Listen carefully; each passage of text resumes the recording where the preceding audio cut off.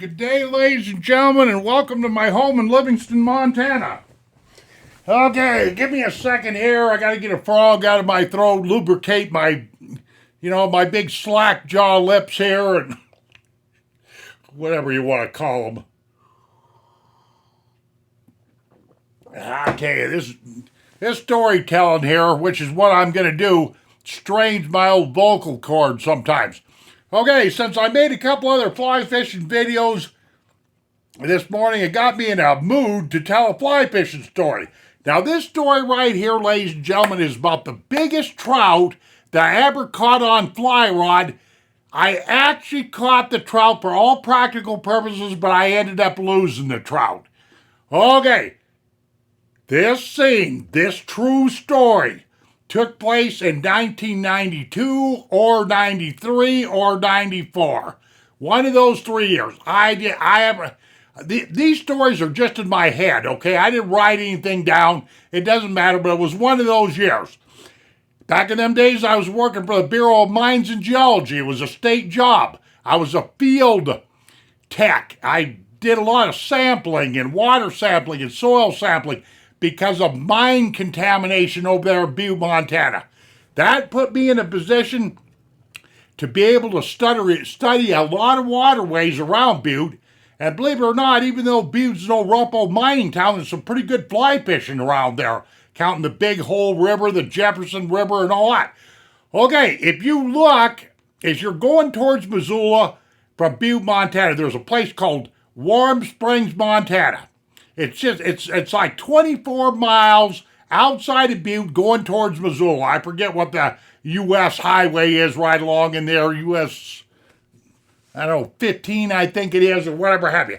But just find Anaconda, Montana, and go down the hill or east, and you'll see this little tiny burg of Warm Springs, Montana.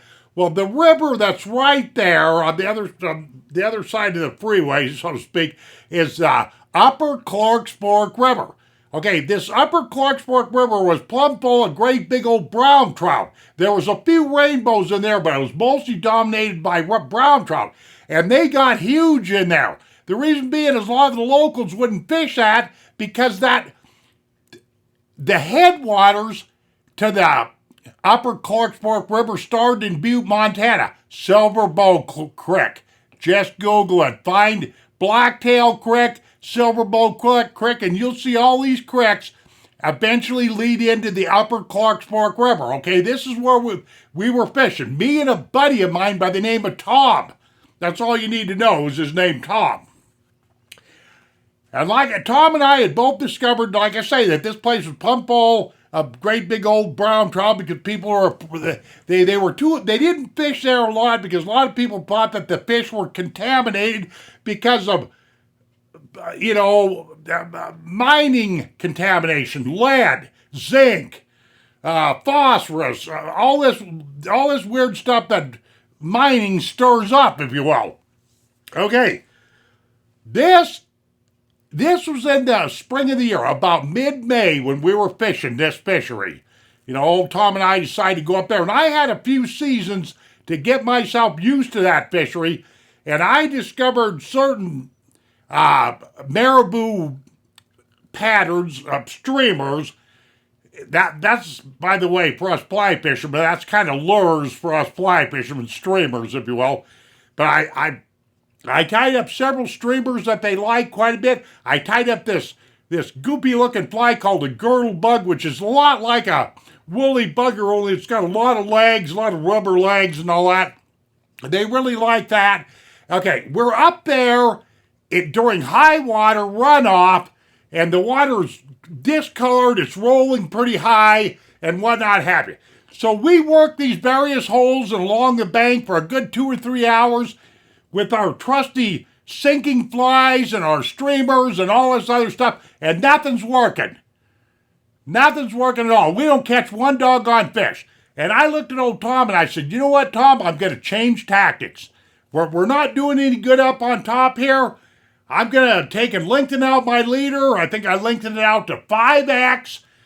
And I took my wet stuff off, meaning the sinking flies, streamers, and all that kind of stuff. And I switched to dry flies.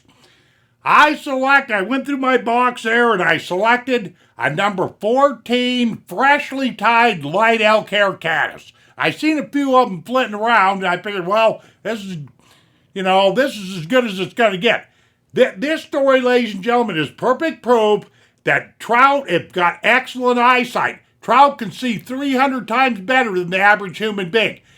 In high rolling water, you don't think that they'll hit dry flies. This is a mistake. They will hit stuff up on top. I know that for a fact. Okay. I get a number 14. I get my pole all rigged up, my tippet all rigged up. I get a number 14 light elk hair caddis on the end, and I step up the river from Old Tom a good 50, 60 yards. I'm up, I came to this real straight stretch in the river because this river kind of meandered around like this. And I start working. I can't really wade out in the middle because it's kind of high, but I kind of stayed on one side and I start these long old casts straight up river, and I could see the fly up there, and I was stripping down like this. Okay, on about my fifth or sixth cast, I flip her up there, and I start stripping down, and I seen a big old snout, just a big old snout, because the sun is kind of over here like this, it's kind of silhouette and everything, but I seen this big old snout just pop its head up and just suck that caddis in. And of course, I just, reared back like this, held my, line with one hand and my rod hand, I, reared back like that and set that hook, and boy, I felt some weight. I mean, I really did feel some weight. And this old trout started fighting me and carrying on and all this other stuff. And of course, I tried to, bring in my slack leader as much as I could. That's one thing. If you ever end up running with a trout, don't step on your fly line, because I've seen guys ruin fly lines. You want to try to hold that trout at bay long enough for you to get that excess up off that, your excess onto your reel. Well, I'm battling this trout, and it decides to take off downstream with the flow of the stream. So here I go, chasing that trout again. It's another one of these kind of stories. I told one very similar to this. And there's old Tom down and below me about 50, 60 yards. And I said, "Get out of the way, Tom. I'm coming through." Just like that. And poor old Tom, he, falls backwards and stumbling and everything and getting his stuff out of my way. And sure enough, I come buzzing by old Tom with this great big old trout, and it's doing everything it can to get away from me. I mean, it's ducking underneath banks and trying to find every brush pile, and the river down in and below where we were starts curving around like this, And this river, this Upper Clarksburg, isn't a real wide river at this point in time. As it gets down there towards Missoula, because it flows all the way to Missoula, it's a major rip-roaring river. But up high where the headwaters are, it's not a real big river or nothing. But there's all kinds of willows, all kinds of brush around this thing, and all this other thing, all this other stuff. And there were several holes that this big old trout got into, that tried to wrap himself around the brush, and I wrestled him out of there, and then he'd go over and get underneath the bank, and I'd pull him out from underneath there. I mean, this was a royal fight. This was one of those fights that lasted, I know for a fact, I thought with that trout it seemed like a half an hour, but it was probably only more like about, maybe 15 minutes or so like that. When you got the old adrenaline going and you got a big old boy on, the only people that really know about this are fly fishermen that have been there like me. But I knew that this was a big fish. And Tom, I'm running so hard and fighting this fish so fast and furious, he couldn't even catch up with me because he had a bum leg. This buddy of mine had hurt his leg, and, he didn't run so fast. So anyway, he missed out on a lot of the fight.